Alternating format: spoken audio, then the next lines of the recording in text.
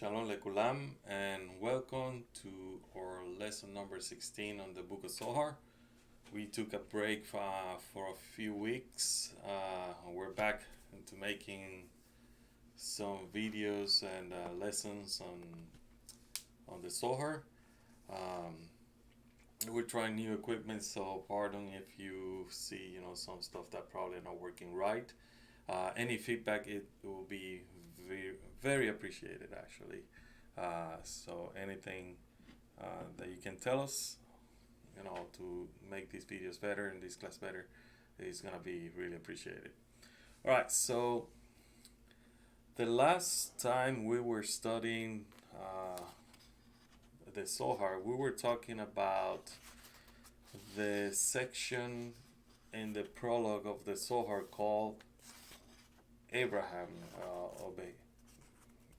basically the Abraham, with Abraham or with mercy, that the Creator basically started creating creation, and basically it's a prologue or an introduction to what's going to happen. What's going to happen is that the Creator is going to start creating what we know as our environment, spiritual environment, in a way that is going to be called the 6 days of creation. And we're going to talk about these 6 days of creation in our study today. And we're going to see how these 6 days actually start with Chesed, which is mercy, then it's going to come with judgment.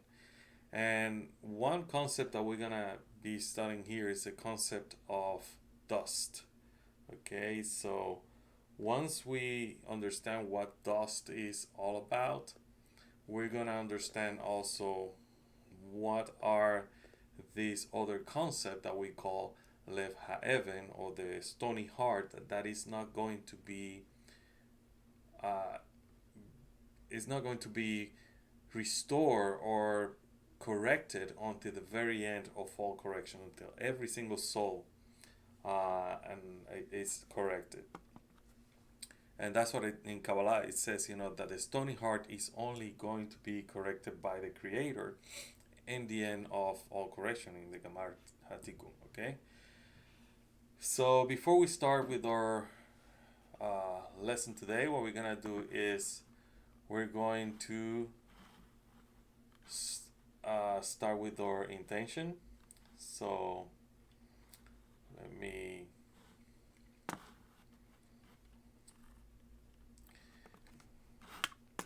change the slide to our intention. Alright, so as we have previously done before we start our lessons, we are going to start with an intention. And the intention of the Zohar, or the study of the Zohar, is not about gaining knowledge. It's not about understanding what it says only. That's something that is given to us as we read. But the real intention is to bring down the light of correction, bring down the light that the whole world needs. And in this way, we can be conduits of this light and share it with other human beings and with all creation itself. And in this way, we can actually be these agents of correction. So what we're going to do is, at this moment, we're going to concentrate on the, let me go over here, change this to, what we're going to do is we're going to scan these names. These are names of God that are being filled with other names of God, and you don't need to understand it. All you need to do is basically scan them from right to left, and with this, it's like in your mind basically, or your subconscious mind, it's like you're reading, or if you were the computer and you're reading this barcode, and automatically this subconscious mind is gonna open up these channels, these circuits inside our our soul that will connect with the light. So this is what we need to do. But like I said before, the real intention is to, as we study the Book of Zohar, that we are thinking about the connection that we should have with every human being in the planet. And I'll give you a few seconds to scan these letters, and then after that we're gonna read the prayer of the Ari before the study of the Zohar.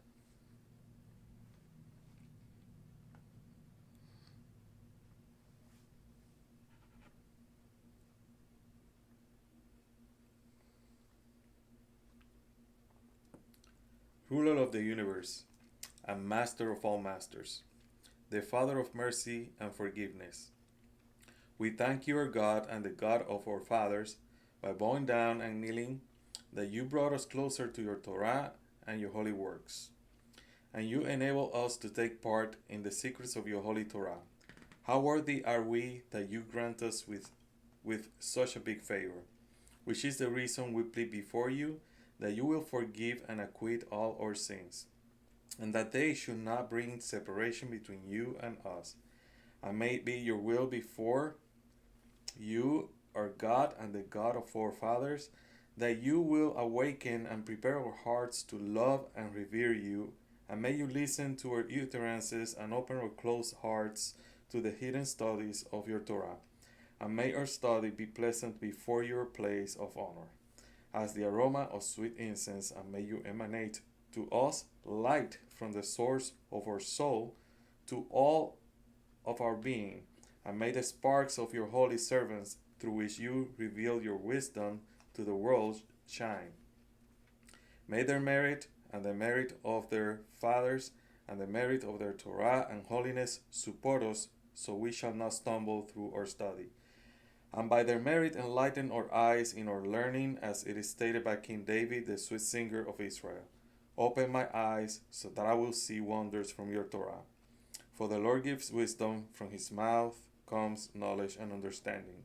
May the utterances of my mouth and the thoughts of my heart find favor before you, God, my strength and my Redeemer.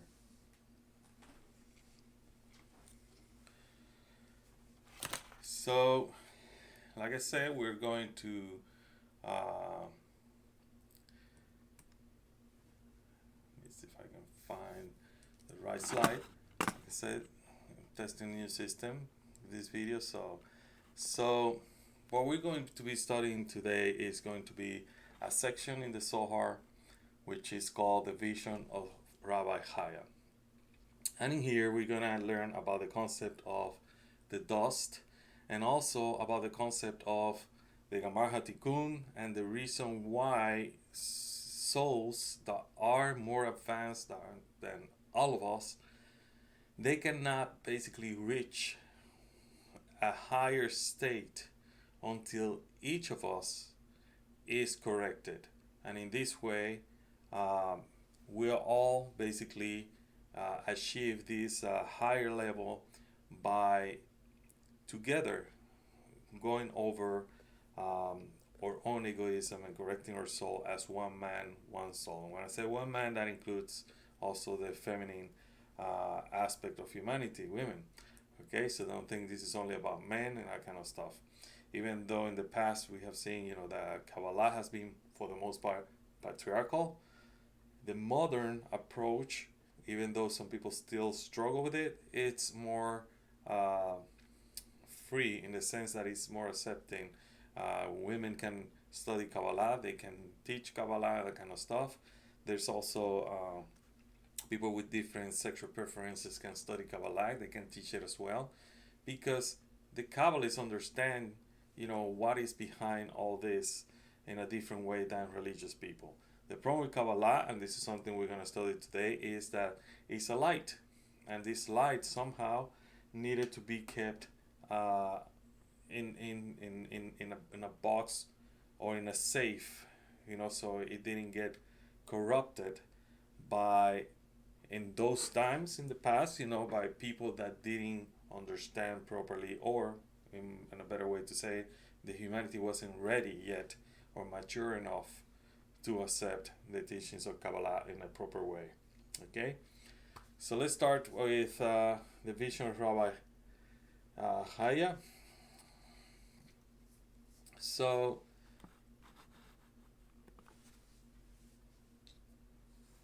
if you are using the Kabbalah Center on a bridge English translation and commentary of the Zohar, that's gonna be on the first volume in the prologue, item number 49.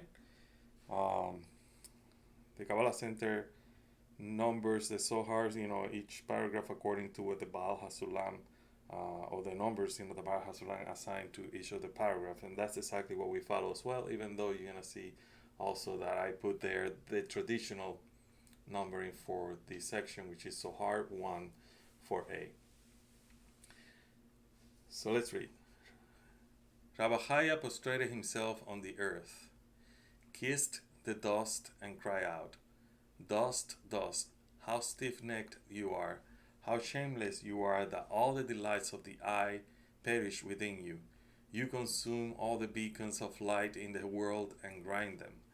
How impertinent you are! The holy light that illuminates the world, the great leader who governs the entire world, and whose merit sustains the world is consumed by you.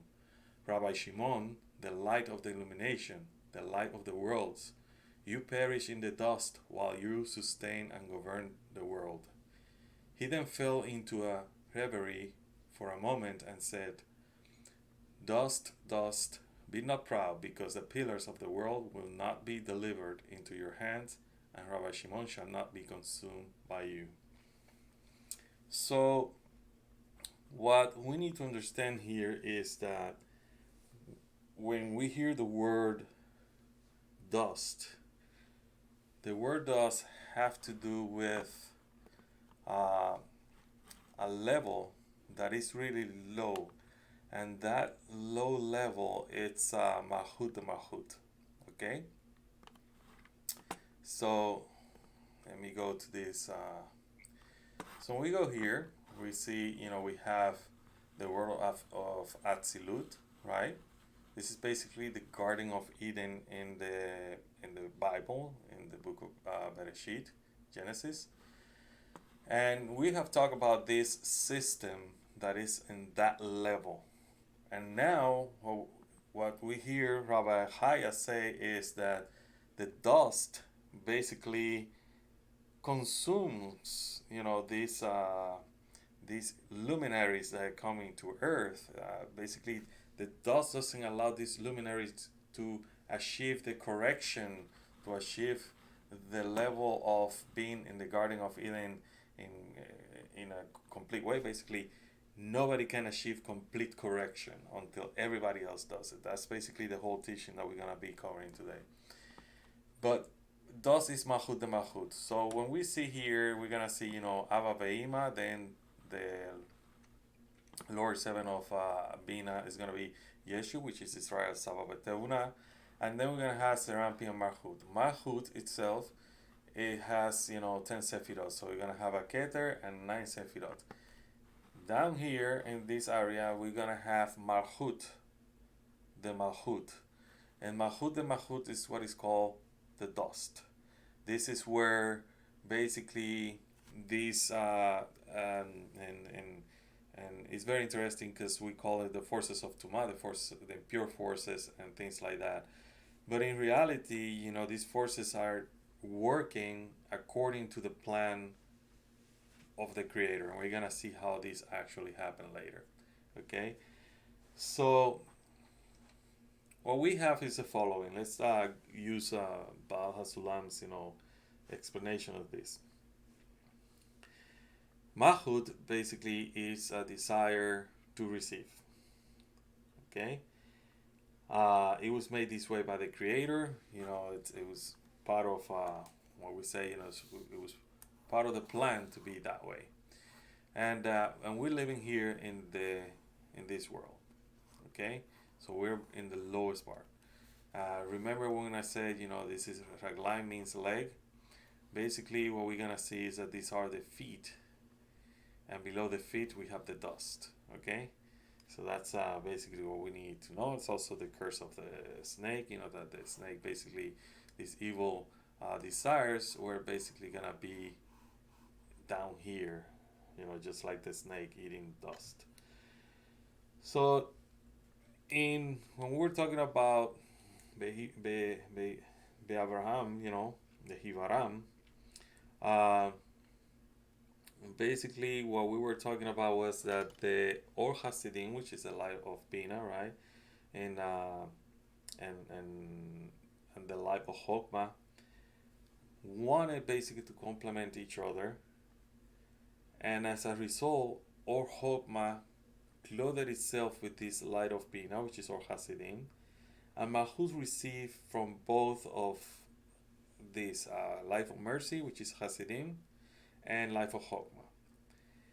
And in doing this, uh, the concepts, remember, about Ma and Mi, they join and create, Malchut the Malchut, which receive the light of Chokmah clothed on Or Hasidim from above.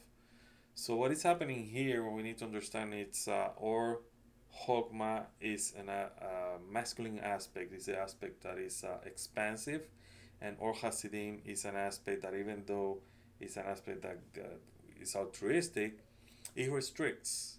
It restricts because the life of Chokmah is a light that is so powerful that if it goes all the way down without any restriction, it will break the vessels, and we're gonna see that later. So as a result of Malchut's union with Bina, when Malchut starts receiving this light of Chokmah uh, clothed in Or Hasidim, it start basically acquiring the properties of Bina, which are properties that are altruistic in itself. And Malchut basically desires or wants to be exactly like Bina, but this is exactly something that is contrary to its nature, because the nature of Malchut is receiving. Okay. Now,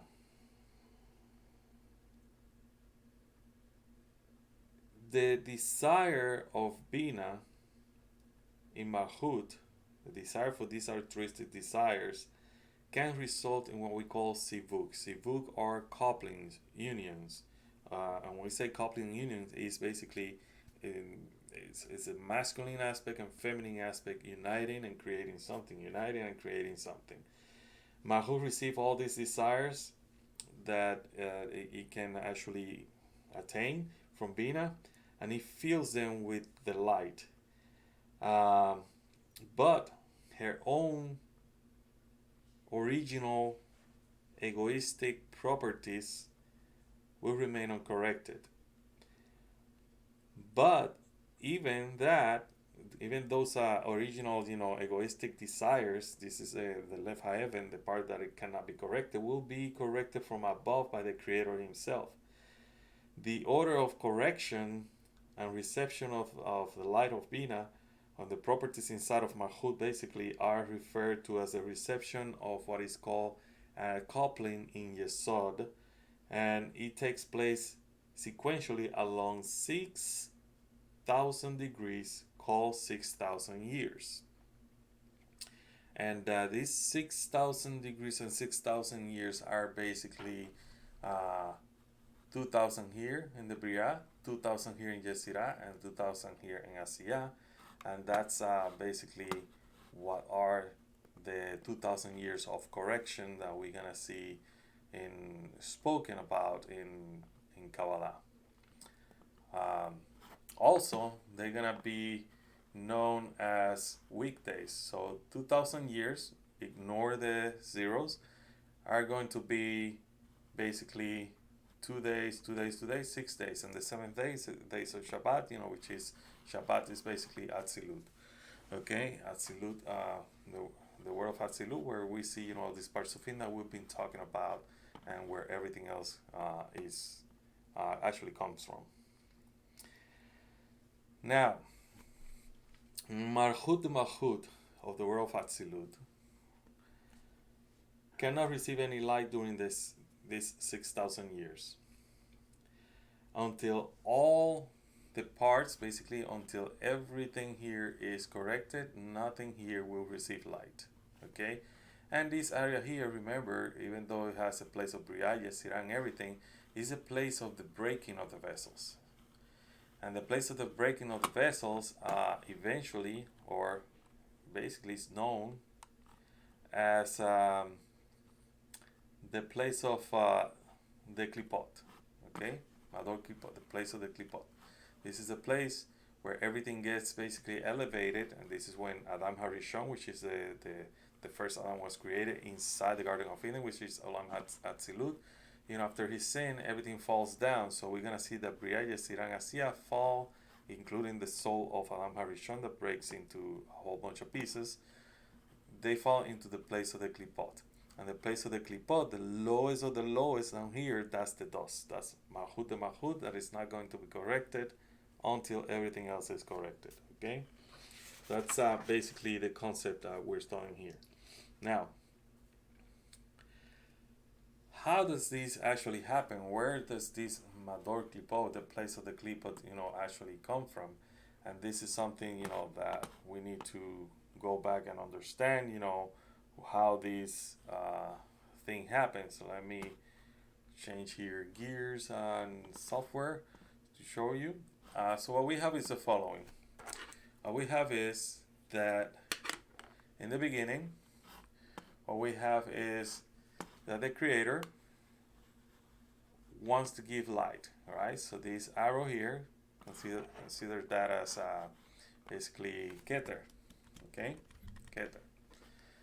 And Keter is just basically, not even a vessel. It's just kind of like a light. Then the Creator decides, to give his pleasure, his something, basically manifest his holiness. So that's when we have then there appear a vessel called Chokmah. Then from Chokmah, what we have is another vessel called Bina that grows out of it.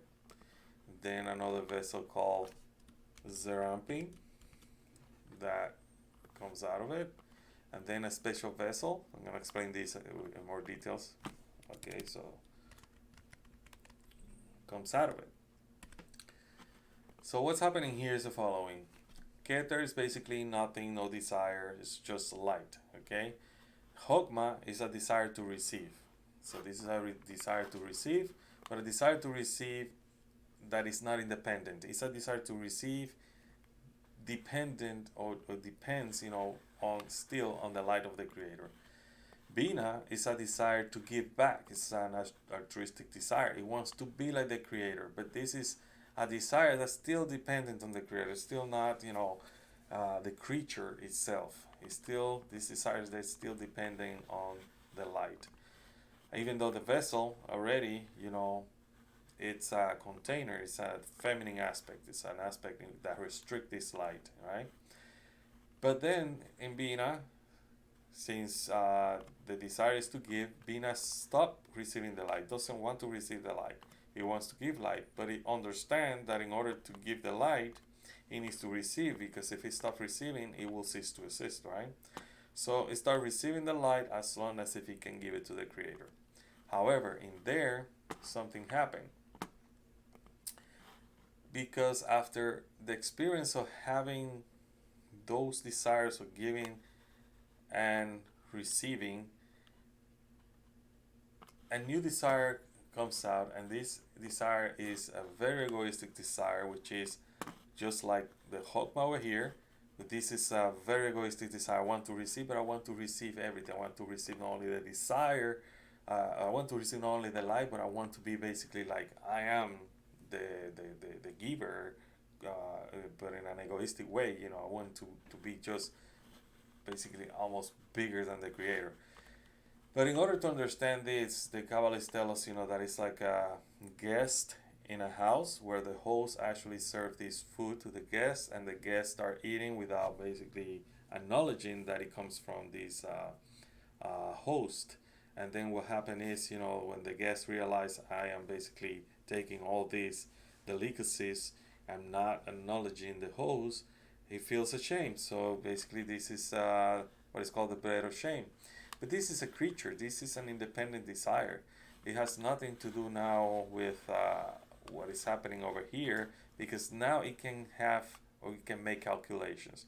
So the calculation that it does is, if I continue receiving in this way, it will not basically be good. It's not something that is sustainable. So what it decides is to, just like Bina, stop receiving. So it creates something that is called a masach.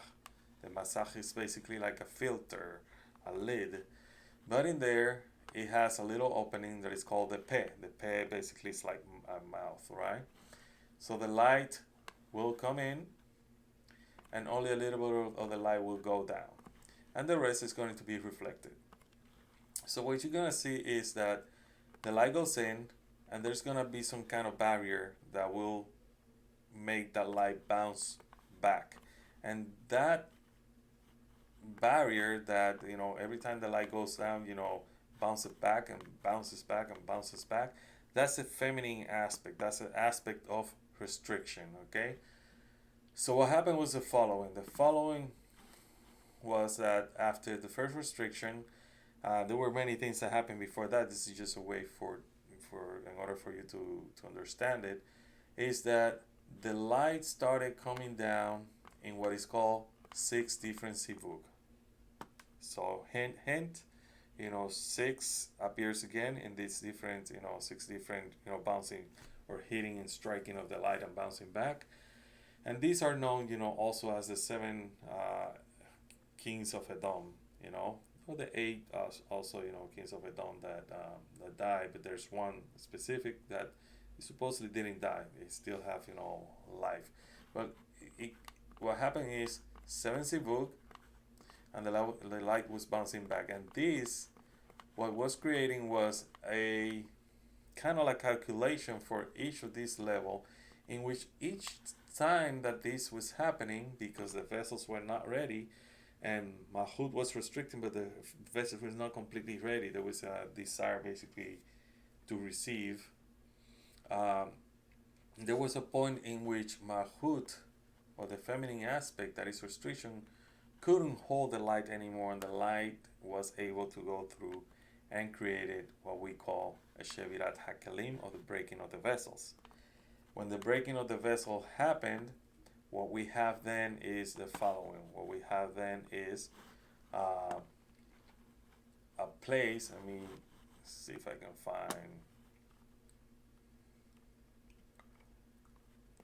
What we have is a place that the vessels are broken, and now there's a need for a correction. So the word of Asilut, in order to be born, was basically created by the calculations of this parsuf called Sag, and then the new parsuf that was created after that, which is a parsuf Ma, and the parsuf Sag, as you can see, this is parsuf Sag. This is where the Shevirah Hakalim basically happened, and this is where the word of correction basically happened, and this is basically what has to do with our world, or the lowest part of the world, okay? The lowest part of creation, I should say. So after Sag, basically, what we have is, this is a spiritual world, this is Atzilut, and this is the rest of the worlds, okay? But in here, what we have is, in the world of Atzilut, we have is what the Zohar is trying to explain to us, which is, that after Shavira Hakalim, there was a need to create a word of correction, and that word of correction is basically different parsuf as well, just like Absag, Ma, and Bon. The only difference is that what you're going to have is Atik, which correspond to what we call basically, like Adan Katmon. Arin Camping, which is like the Keter. Ava Ve'ima, which is Hotma and Vina. Seramping, which is like Tiferet Marhut, which is Marhut, and then everything below Marhut, you're gonna have then the word of Atzilut has those parsuf, then the word Bria, Yesira, and Asiya are gonna be in the Mahut of Atzilut. Okay, so that's what you need to know as we are studying this. So this place down here, this place of correction, is known as the 6,000 years of correction, and also the 6 days of creation. Now, what's happening here, when we go and study, when Rabbi Chiah prostrated himself in the ground and kissed it, is that Rabbi Chiah, and this is something that we need to understand, Rabbi Chiah is a parsuf, but it's a parsuf that is still egoistic. It still doesn't understand what really is going on behind the scenes when it comes to the correction of the other parsuf called Rabbi Shimon ben Yochai, which what we need to understand is each character in the Zohar is not necessarily the real character that existed in physical reality. Each character represents an energy. Each character represents some type of parsuf, and how the correction of the light actually is working throughout this group of people that we call Shimon Bar Yochai and his disciples. And in this case, Rabbi Chiah sees that Shimon Bar Yochai is in a state of complete correction. So he asks himself, how could be then that he has attained such a state, and at the same time he's going to be swallowed by the dust like every other luminary in the world, when his correction actually, and because of the state, because he's corrected, he illuminates and he's a light for the entire world, right? And he basically doesn't understand that, so he doesn't understand this contradiction, so he prostrates himself on the ground. The ground, when we translate the language of the Zohar, signifies egoism and thus refers to the impure forces, the forces of Tuma.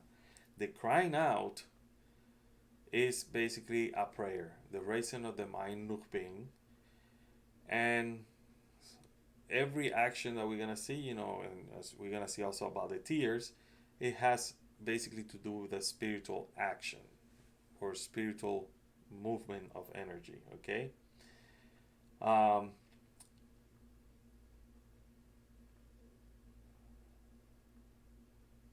So after creating the spiritual worlds that we have seen here, right? These worlds are gonna be basically the home for the future creation. The creator in there also created the soul of Adam within those worlds, right? And let me get that slide. So inside here, you're gonna see that Adam was born inside those words, right? Within Bria and Asiya. And the soul constitutes, or is basically constituted by the desire to delight in the sensation of the creator. And also, when we say, sensation of the creator, we call this sensation light, okay? Nothing to confuse with the physical light. So, even though the soul itself is a Mahut Mahut, which is only egoistic creation, the creator imparted into the properties of altruism.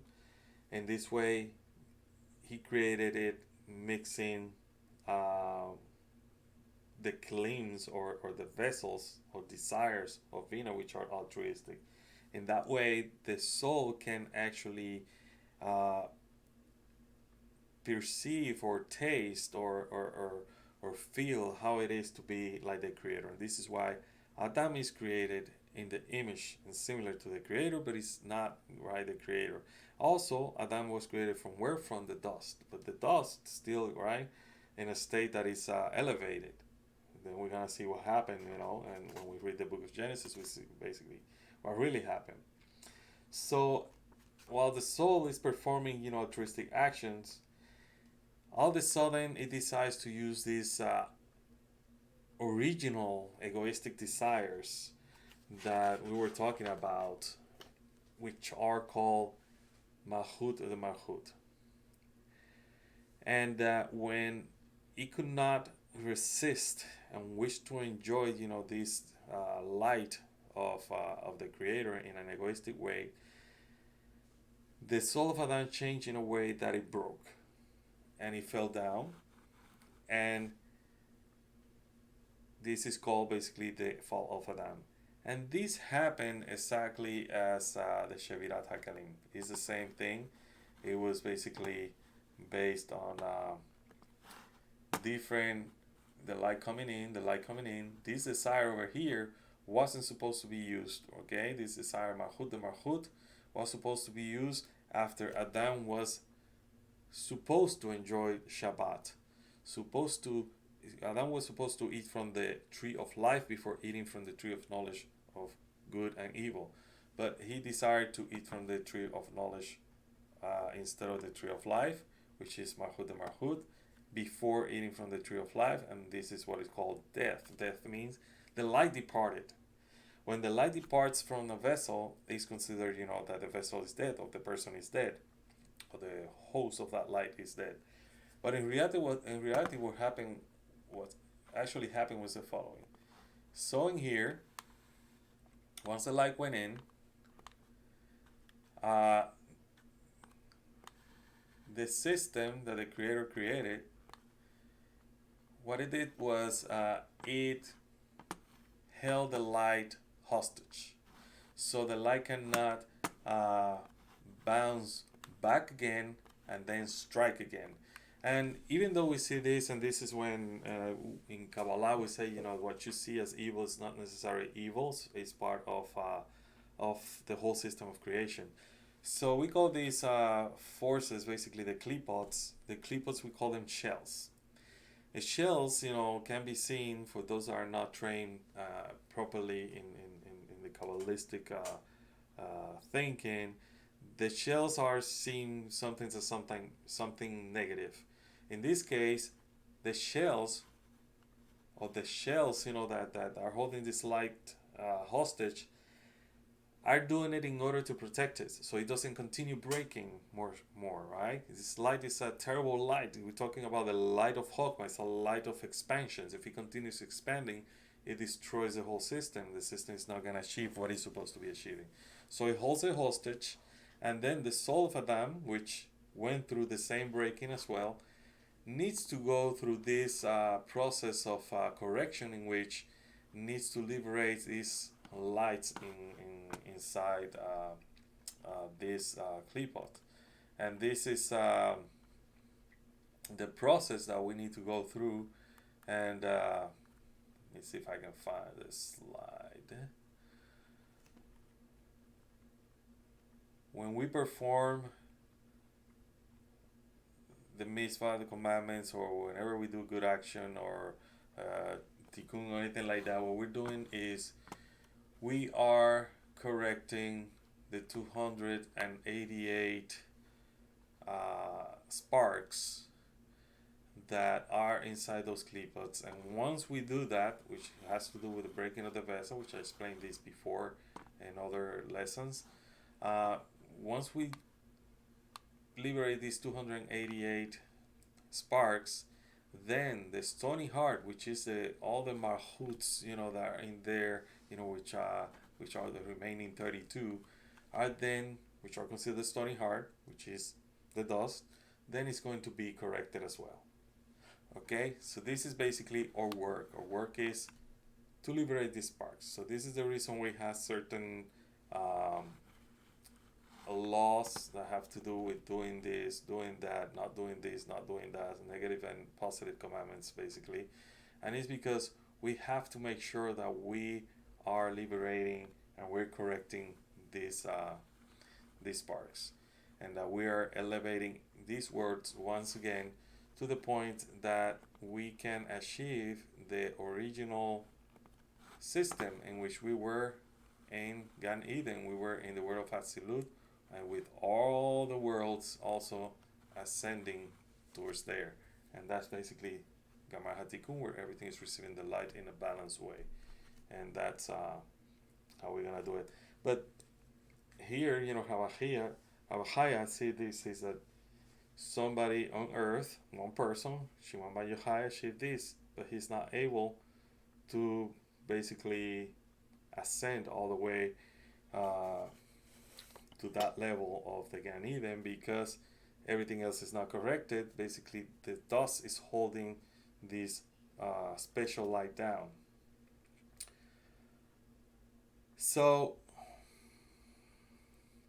the Baal HaSulam says, the purpose behind every soul in this world is to transform our egoistic desires, and with the help of the study of a system like the Kabbalah, to return to the Creator with one's intentions by performing altruistic actions. The soul descends continue until each of them and all of them together achieve correction. So it's not only you that need to correct and need to achieve spiritual levels, everybody else. However, do not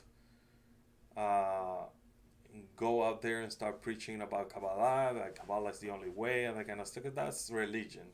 And there's a difference between spirituality and religion. Religion tries to convince people and to have followers. In spirituality, there's no coercion. We don't coerce people to study Kabbalah. They come and they go depending on their level.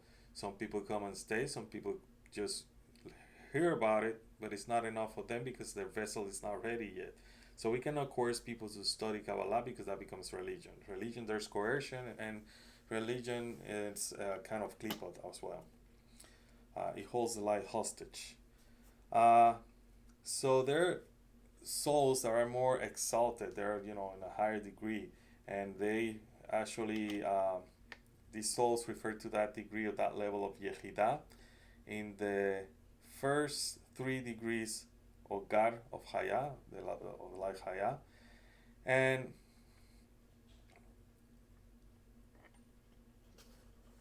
the most exalted souls that we refer that are in these Yehidah and Gar levels of Chaya depend on the correction of Malchut itself in Malchut of the world of Atzilut, which is called, as we studied before, the closed gates. This will only be corrected at the completion of the 6,000 years after the correction of all the rest of the soul. This is due to the inverse relationship between the souls and the light that fills them. The more egoistic the soul is and the lower it is located, the greater light that enters the general parsuf, the common soul, at the time of correction. And this is a concept, that I actually, if you're interested, have covered in the intermediate classes, in which you're gonna see that you're gonna have Keter, Chokmah Bina, Serampin, Mahut, and the light that enters, is gonna be the most simple light. But the most simple light is gonna enter to Keter. Then after that light goes to Chokmah, then the next light gets in. So you're gonna see Nefesh, Ruach, Neshama entering like a kind of like a ladder into the soul. Okay, so because of this inverse relationship, this is why the exalted souls are consumed by the dust or impure forces. The impure forces rule over this with great power, for it is certain that no one and nothing can save the soul from captivity. This is why Rabbi Chiah wept thus, "How cruel are you, that the most exalted soul are consumed by you without any hope of escaping you." In other words, the actual root of creation, the primordial egoism, cannot be corrected, which is the Lev Ha'evan, the stony heart, which are these 32 vessels that are pure egoism.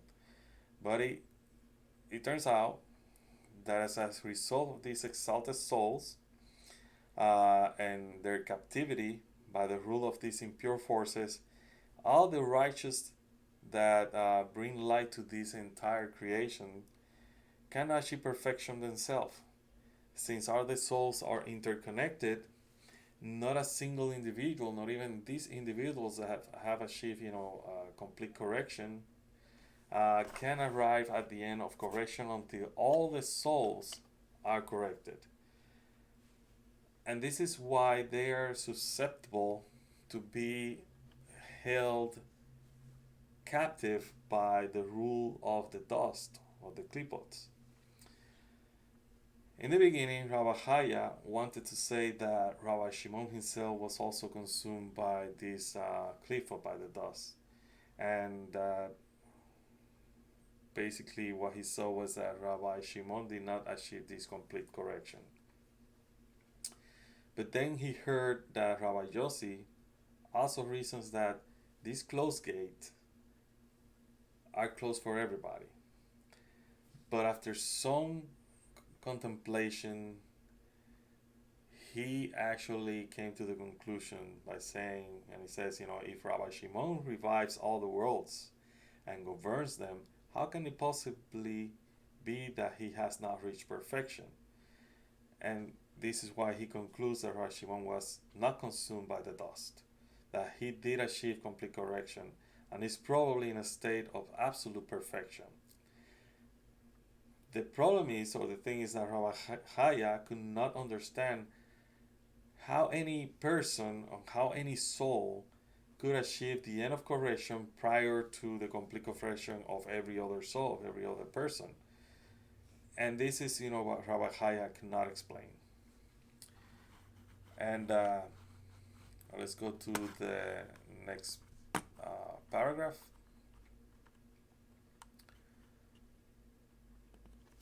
So Rabbi Chiah stood up and walked along, weeping, accompanied by Rabbi Yossi. He fasted from that day on for 40 days so that he might meet with Rabbi Shimon. They told him, "You are not fit to see him." He then wept and fasted for another 40 days. They showed him Rabbi Shimon and Rabbi Eliezer, his son, in a vision. They were discussing the interpretation of that word which Rabbi Yossi mentioned. And many thousands were listening to his words. Meanwhile, he saw many great celestial wings. These wings are angels. Rabbi Shimon and his son Rabbi Eliezer mounted on them and were borne aloft to the celestial assembly, and all of those wings were waiting for them. He then saw Shimon and his son Eleazar were renewed constantly by their own splendor and shone more than the sun. After fasting, and fasting is a spiritual act. It's not necessarily, this actual physical action is a spiritual action. Fasting means that you are on that level of bina, that level in which you stop receiving, because you will start receiving only according to the rule of bestowing back to the Creator, only for His name's sake. And after that fasting,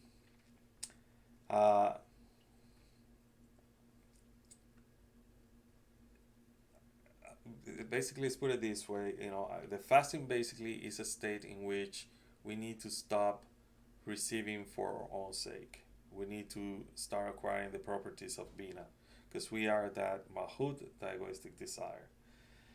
Now, other spiritual actions other than fasting that we see in this paragraph, includes, as we mentioned before, weeping, tears, and weeping and tears signify a small state, the state of katnut, of a spiritual parsuf. So the state of katnut is when a parsuf actually, so it can be understood better. It's when a parsuf stops using its egoistic desire and only uses the desires that are pure. So in this way, let's say the egoistic desires are here. This is a state of Gatlut, as we see here in Atik. And this is according to Sinsum Aleph. So the whole Parsuf is in a state of Gatlut. Basically, all the vessels are filled with light.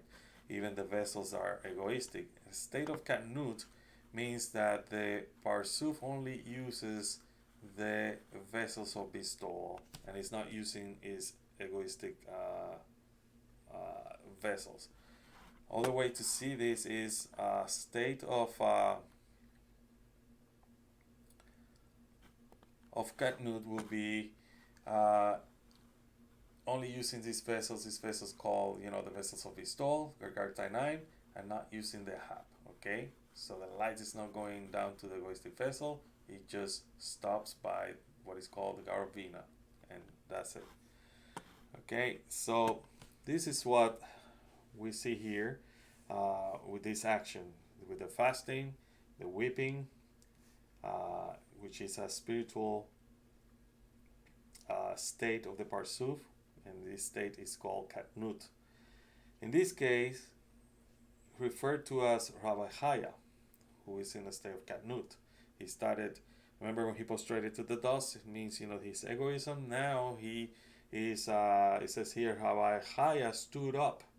Now he rose up, from this egoistic desire, and he was weeping, meaning, he was now not thinking or not using his egoistic vessel. Now he's using his vessels of bestowal. Now,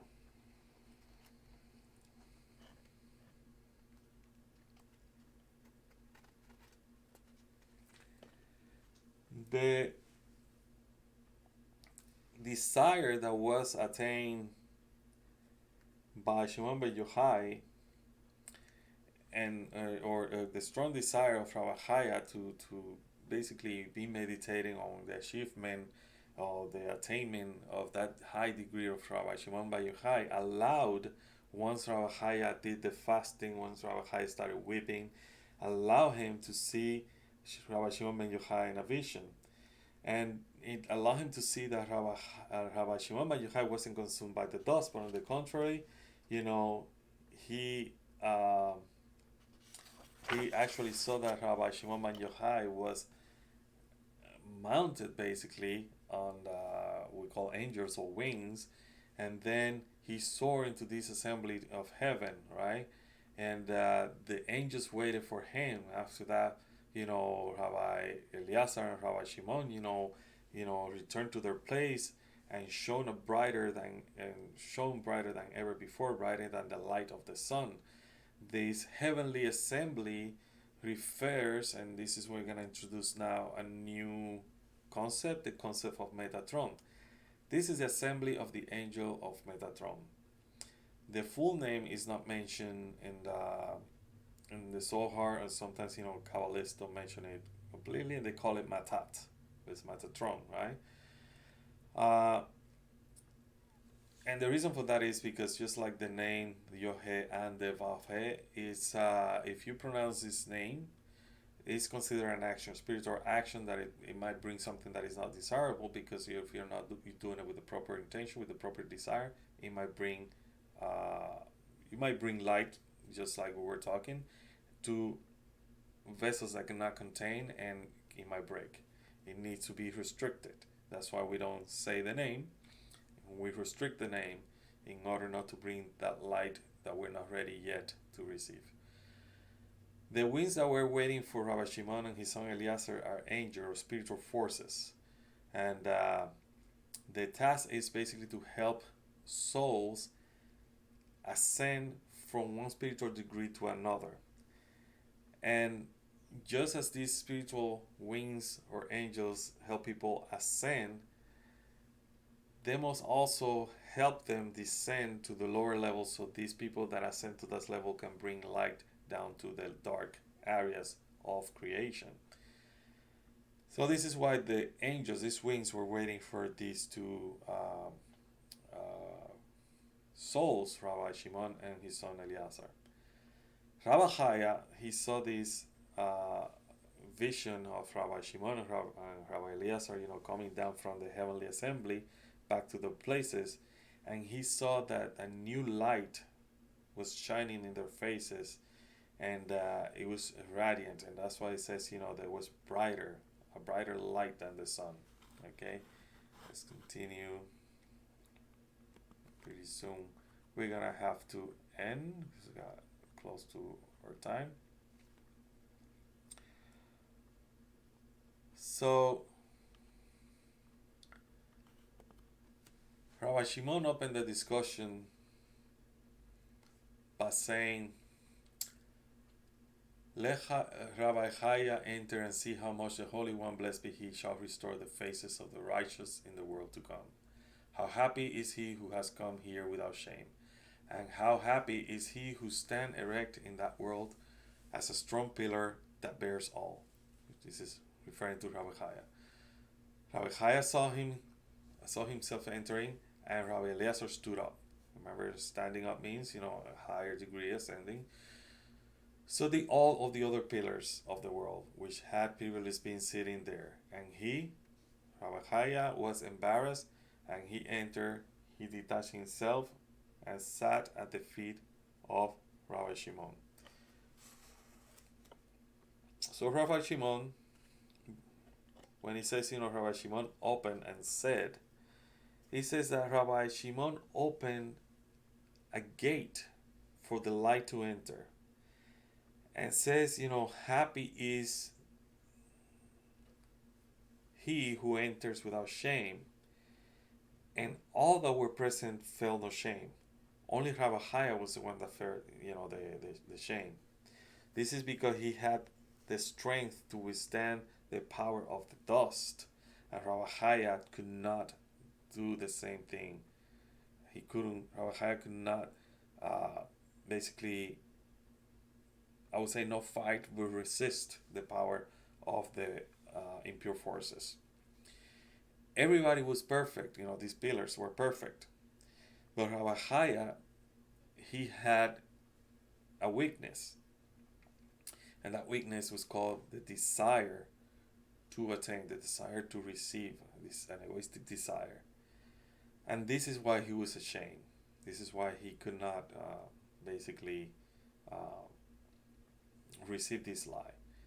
Now, in the next lesson, we're gonna start again talk about this item 52, in which Rabbi Shimon opened and said, and we're gonna develop that because the next paragraphs are gonna explain to us, what is this whole thing about opening this gate of light and all that.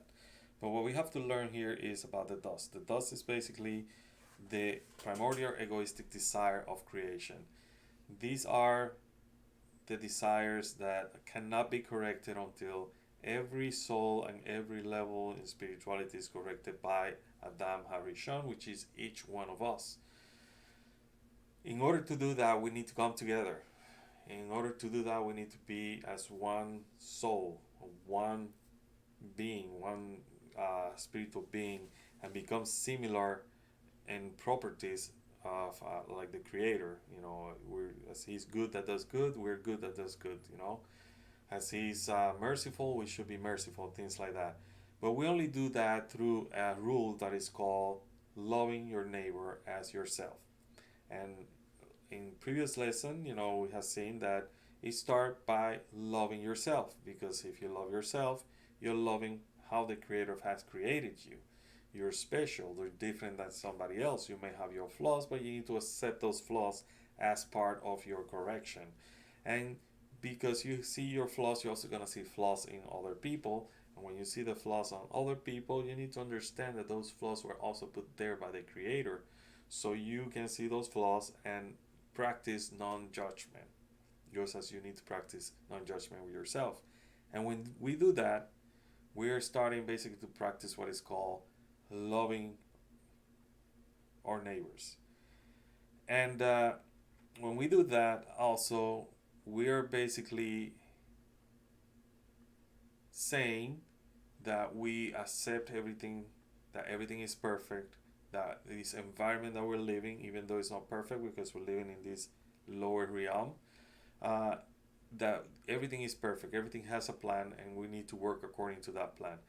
And in this way, by loving ourselves and loving our neighbors as ourselves, we are loving the Creator, because the Creator actually manifests through that love that we have for each other. And this is the reason the Zohar is teaching us all this.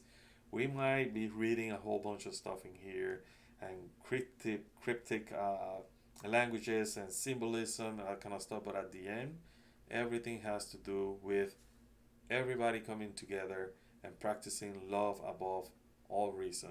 instead of practicing hate without reason. So the love above all reason, or love without reason, just as you hate a person because you don't like the person's hair or anything like that, you can love that person because the creator made that person perfect, even though you might see it as a flaw because it doesn't go according to your perception of beauty or anything like that. Doesn't mean that for somebody else that person is not pretty. Maybe for somebody else that person is pretty because that person doesn't see the flaws that you see on that person. And that's what we need to practice. Love covers all these flaws, and that's what the Zohar is trying to tell us. This light is going to help us achieve this and break apart these shells, liberate these sparks by the rule of love. Okay, and in the next class we're gonna continue about basically all this process of attaining these high levels of spirituality by what Rabbi Chiah saw. And then we're gonna also talk about the life of Yehida in Parsuf Atik, and how the numbers, certain numbers that are mentioned in this section, how these numbers actually give us the clue of what level in spirituality basically things are happening. Okay, so I'll see you in the next lesson. I hope you have enjoyed this class, and hopefully give me feedback if the sound is good or not, since I'm using a new whole system. But very important, if you like this lesson, if you like all the other lessons, make sure you share it. Make sure you like it and become also a subscriber, because the more we do that, the more these videos are gonna appear, more people are gonna find them. Okay, so make sure you share it and do that. And I will see you in the next class when we continue with the Vision of Rabbi Chiah. Until then, Shalom.